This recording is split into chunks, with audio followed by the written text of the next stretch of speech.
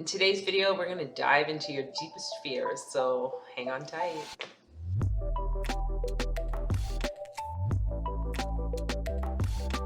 Welcome to the channel, everyone. Here on Deep Mind Squared, we talk all things bridging spirituality and mental health. And my name's Fola. To those of you who might be new here, so glad of you to join in. And to those coming back, thanks for your support. Today I wanted to talk a bit about this concept of fear. What does it mean when it's showing up for us? Especially now, I'm having conversations with people. It seems like there's a lot of our deepest fears, these wounds that are trying to come up for us to look at and to sit with. And it can be a really scary thing, especially when you're feeling the energies in your body. So in this video, I'm going to talk a bit about this, share a bit of a story, and love to hear your comments. So make sure you hit the subscribe button and the notification bell, and feel free to hit the like button and let us know below kind of where you're sitting right now in terms of any fears that might be coming up for you. So with that word fear, I always go back to that concept of false evidence appearing real. I really like that. It's just this beautiful reminder that sometimes these feelings or these thoughts might arise for us, and ultimately they're not based on any actual truth.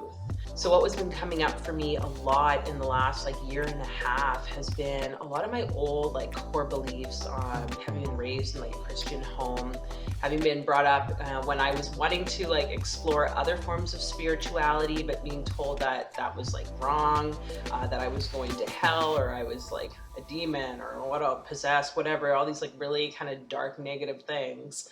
I've come now to this place of all that old programming just needs to fall away. It doesn't serve me. It doesn't align with kind of where my beliefs are at. And the beautiful thing about us facing our fears, standing in this place of power, is that when we do that, we actually reprogram our entire system, our brain, our nervous system, our way of operating in this physical reality. And we really start to manifest or bring things into our world that align more with who we be as individuals. And you'll find that the more you face these fears, that they're going to be shown up, especially when you're trying to get into carrying out your passion in life. Maybe you want to start a business, maybe you're wanting you're feeling called to go back to school, whatever the case might be. But there are these scripts playing in your mind telling you you can't do that, you don't know anything about business, you're not good at math, you're not smart enough, you failed this class many years ago in high school, whatever the case might be. These are all parts of our ego trying to keep us small, trying to keep us safe. And I'm pretty sure I made other videos on this, but here's another one. So you can check out those videos if you need to as well. The beautiful thing about us acknowledging the fears is that when we do this, there's just so much of a heart opening, and we transmute the energy, because it's really just all energy. We transmute it into this potential to create and to do things in our life that we feel truly called to, and it really adds to the substance of our life. So for myself, just some of the spiritual work I've been doing over the last few months has been to connect with certain beings that I feel called to, around this feminine energy, this raw feminine power that I have been told is not a good thing to be playing with.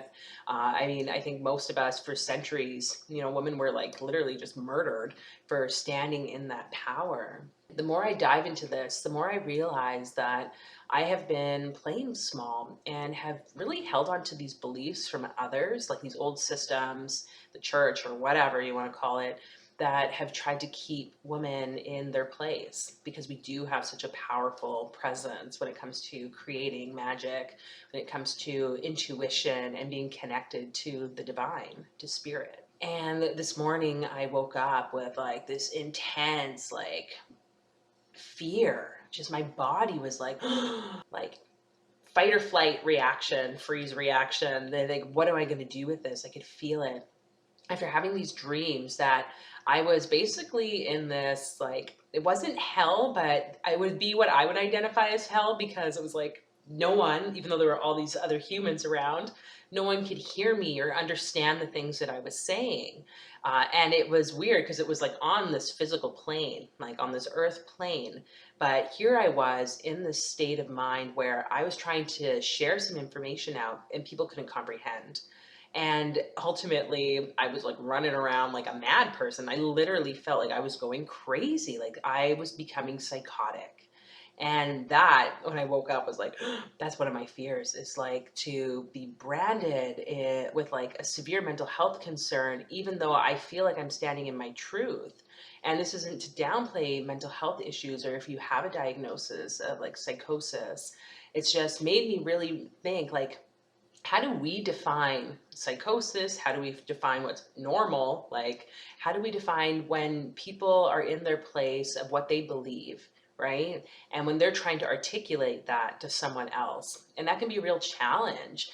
I know for me, losing that, like the way I see psychosis is losing that sense of self to come into more connection with the divine. And obviously there's probably different levels of like psychosis. You know, there's the point where in which we have a spectrum of like someone is able to like function and go through these sorts of experiences, and the point where someone's functioning like, you know, their ability to feed themselves or go and maintain their day-to-day life or take care of those people who are dependent on them, and they can't do those things. So there's a spectrum and level of that and varying causes. But there's something about going into that state in which it's like we connect to a deeper part of ourselves, yet lose ourselves. It's like a weird paradox, I guess, suppose you could say.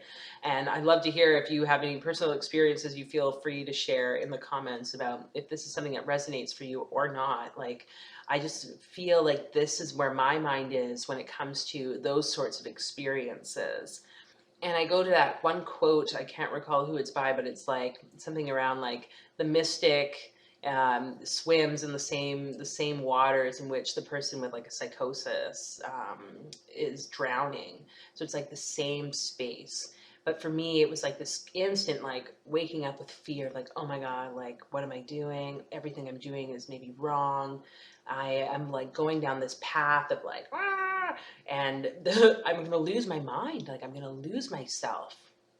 And I think ultimately that's the biggest fear, is that sense of us losing ourselves, losing our sense of identity, losing everything that we've known about ourselves. And in my life right now, I've been like going through a lot of loss, but there was this like intense fear inside. And what I've learned over the last bit here is like when those fears come up, it's like so important that we just recognize them. So that's like this first step, is just acknowledge, sit with the fear. There I am in my bed, like, oh, like, okay, I gotta turn the light on, like, turn the light on, ground, come back into the physical reality.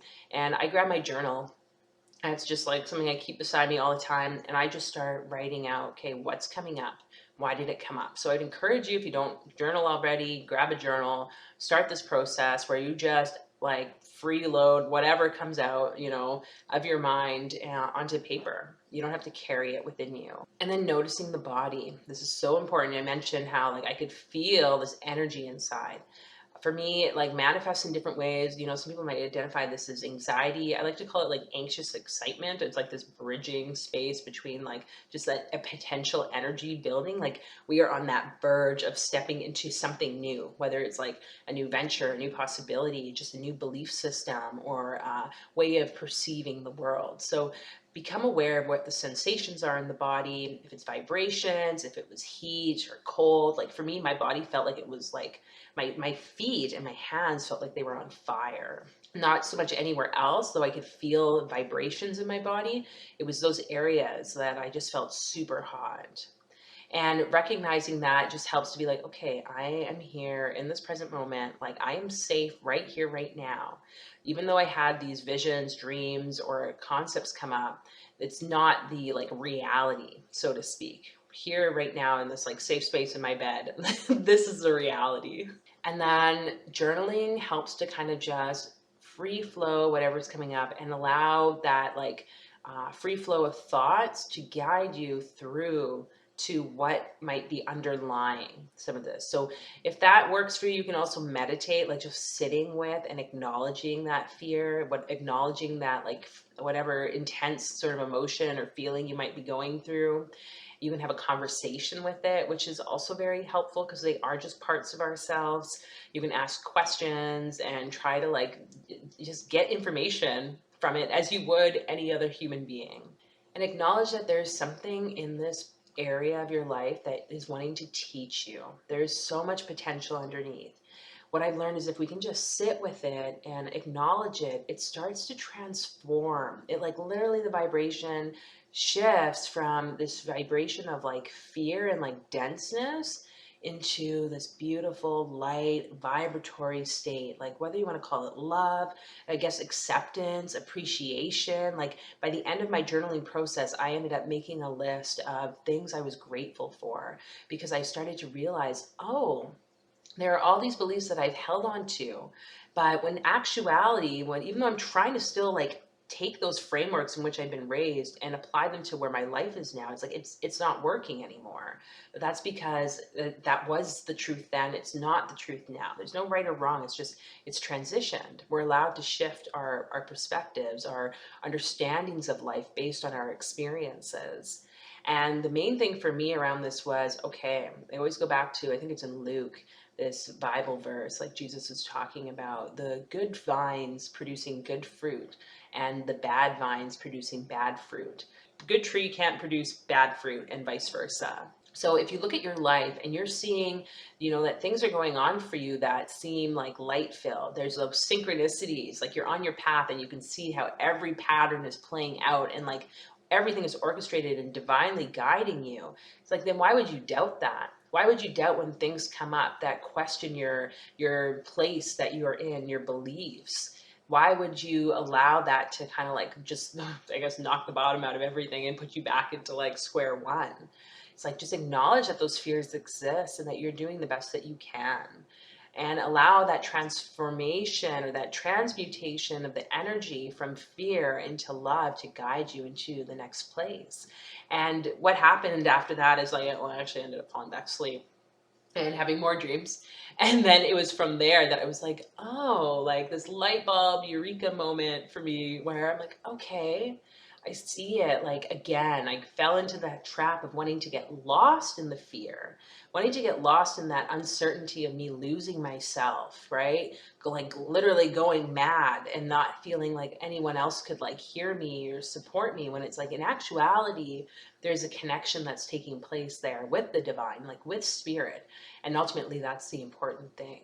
I hope this all makes sense. And if it doesn't, well, then okay, I've made my point here. But I'd love to hear again, like, what is working for you? What fears are you facing right now? How can we support each other in community? Sometimes we need to like do the energetic work to shift those fears. This is some of the stuff that I do with people. Just all about like facing those deepest, darkest parts of ourselves, because it's in those like shadows, that's where we get all the answers. It's so fun. And that also is where like that light can be found. It's just paradox. Paradox, paradox, paradox. That's literally all life is. My thoughts. So that is it. I hope you all have a fabulous, fabulous day. Thanks for tuning in, and I will catch you in the next video. Bye.